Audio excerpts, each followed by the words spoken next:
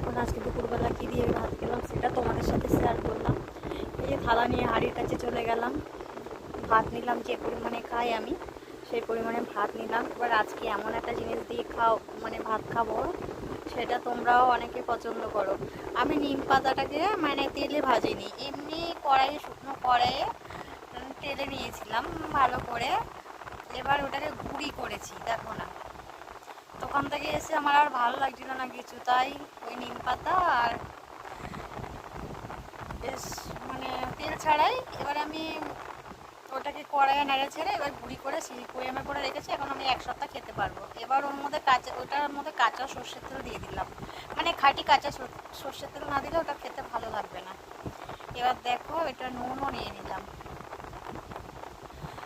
আর মাছের ডিম নিয়েছিলাম, সেই মাছের ডিমটা ঝুড়ি ভাজা করেছিলাম, সেই ঝুড়ি ভাজা কিছুটা নিয়ে নিচ্ছি। ওই ঝুড়ি ভাজাটা রান্নাগুলো একা একা ক্যামেরা করে তো দেখানো হয় না, তাই খাওয়ার টাইমটা তোমাদের শেয়ার করলাম, দেখাচ্ছি। এবার সেই ঝুড়ি ভাজা ডিমের অন্যদিন গোটা গোটাই ভাজি মাছের ডিম, কিন্তু আজকে মাছটা পুরো পেঁয়াজ টেয়াজ দিয়ে ঝুড়ি ভাজা বানিয়েছি। এবার খেয়ে দেখি নিম পাতাটা আমার এত ফেভারিট, আমি আজকে নিম পাতা কয়েকটা পেলাম বলে তাই নিয়ে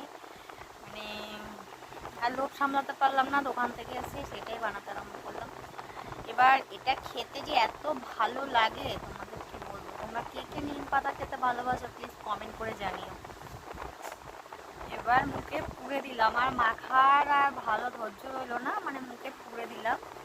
দারুণ লাগছে খেতে, এতটাই ভালো লাগছে তোমাদের কি বলবো। আজকে এই দুটোই রান্না, আর কিছু রান্না করার টাইম পাইনি, কেন আমার এনার্জি কুলায় না।